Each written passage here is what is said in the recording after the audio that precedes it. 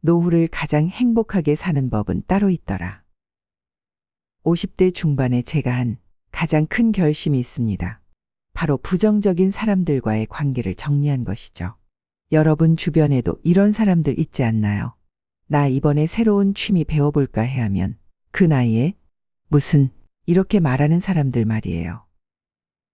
제가 유머를 좋아하는데 이런 친구한테 재밌는 이야기를 하면 아이고 세상에 그렇게 웃을 일이 많아 이러는 거예요. 얼마 전에는 아침부터 전화가 왔어요. 받았더니 여보세요. 이렇게 기운 없이 말하는 거예요. 이런 친구들 별명을 제가 귀곡산장이라고 지었어요. 하버드 대학 연구에 따르면 내가 행복하면 내 옆 사람은 15%, 그 옆 사람은 10%, 또 그 옆 사람도 6%가 행복해진다고 합니다. 행복이 이렇게 전염된다면 불행도 마찬가지겠죠. 인생의 4가지 시기. 인류학자들은 인생을 크게 4시기로 나눕니다. 제1의 인생 시기는 교육을 받는 시기죠. 학교 다니고 배우고 대략 20대 초반까지예요. 제2의 인생 시기는 노동과 가족 형성의 시기입니다.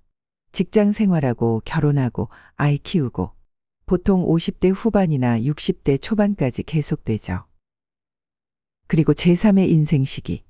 이건 자아실현의 시기입니다.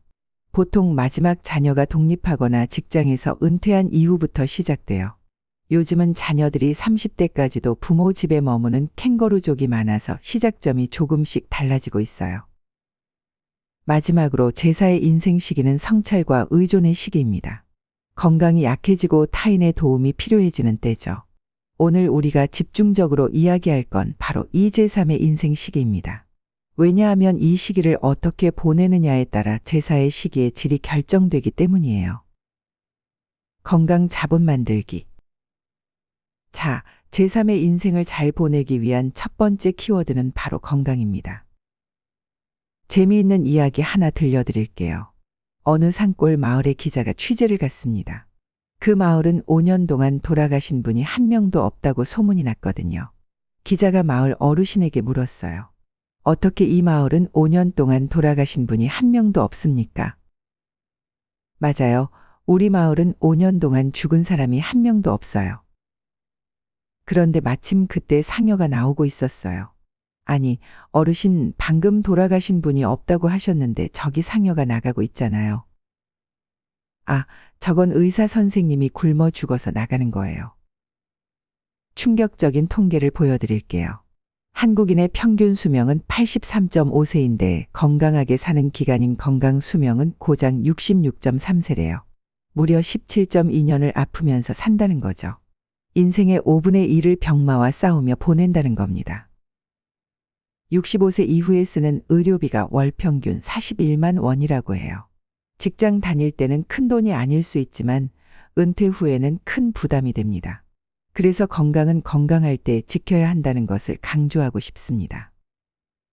관계의 질 높이기. 제3의 인생을 풍요롭게 하는 두 번째 열쇠는 바로 관계입니다. 부부 관계부터 시작해 볼게요. 재미있는 연구 결과가 있어요. 배우자를 잃은 여성은 평균 수명에 큰 변화가 없지만 남성은 평균 2년이 줄어든대요. 6개월 내에 사망률이 급격히 올라간다고 합니다. 물론 6개월을 넘기는 할아버지들도 있는데 연구자들이 그 이유를 조사해 보니 이미 다른 할머니가 있었던 경우가 많았대요. 농담이고요. 그만큼 부부관계가 중요하다는 거죠. 강의를 다니다 보면 은퇴 후 부부관계가 어려워진 분들을 많이 만나요. 한 분은 이렇게 말씀하셨어요. 40년 동안 혼자 밥 먹다가 이제 와서 매 끼니마다 상 차려달라고 하면 어떡해요? 여러분, 부부는 경쟁자가 아니라 팀이에요.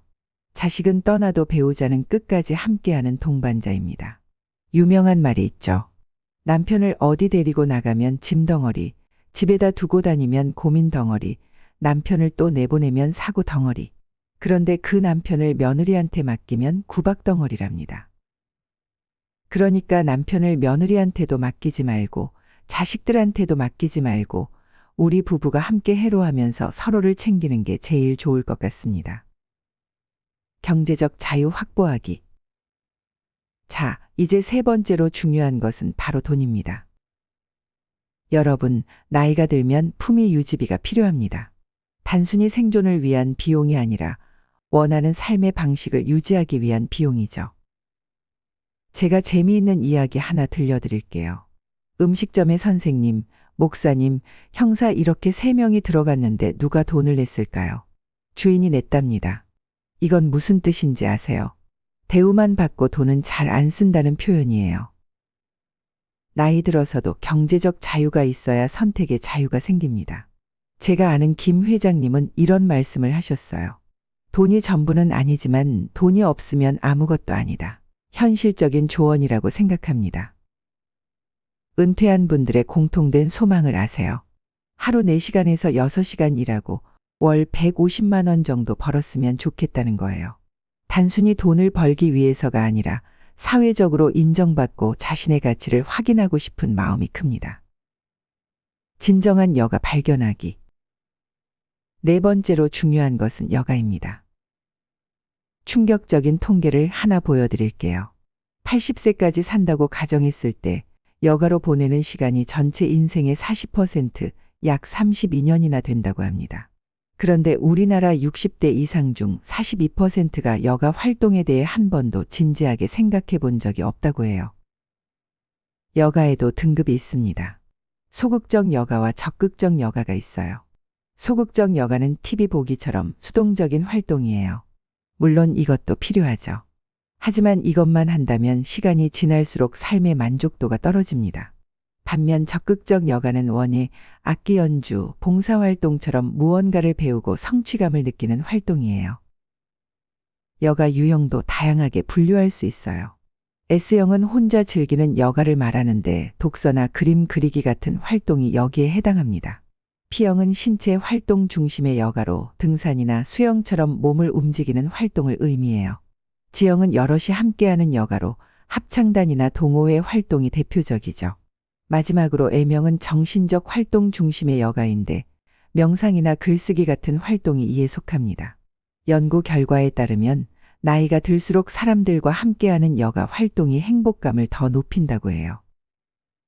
인생 2막을 위한 실천법 1, 2로 법칙. 자, 지금까지 제3의 인생을 잘 보내기 위한 4가지 핵심 요소에 대해 알아봤습니다. 건강, 관계, 경제, 그리고 여가입니다. 이제 이를 실천하기 위한 구체적인 방법을 알려드릴게요. 바로 제가 만든 1, 1, 5 법칙입니다. 1. 일주일에 한 가지 새로운 것 시도하기. 1. 하루에 1시간은 나만을 위한 시간 갖기. 5. 일주일에 5명 이상의 의미 있는 사람과 대화하기. 저희 실버행복연구소에서 2년간 이 법칙을 실천한 60대에서 70대 100명을 조사했더니 삶의 만족도가 평균 30% 이상 높아졌다고 합니다. 마무리. 오늘 제3의 인생을 행복하게 살아가는 방법에 대해 함께 생각해 봤습니다. 여러분, 제3의 인생은 여분의 인생이 아니라 새로운 인생의 시작입니다. 평생 남을 위해 살았다면 이제는 나를 위해 살 차례입니다. 정리하자면 건강, 관계, 경제, 그리고 의미 있는 활동이 균형을 이룰 때 진정한 행복을 찾을 수 있습니다. 그리고 구체적인 실천 방법으로 1, 1, 5 법칙을 기억해 주세요. 오늘 영상이 여러분의 제3의 인생을 준비하고 계획하는 데 도움이 되었길 바랍니다. 다음 영상에서는 제3의 인생을 위한 경제적 준비에 대해 더 자세히 알아보려고 해요. 이 영상이 도움이 되셨다면 좋아요와 구독 부탁드립니다. 다음 영상에서 만나요. 안녕히 계세요.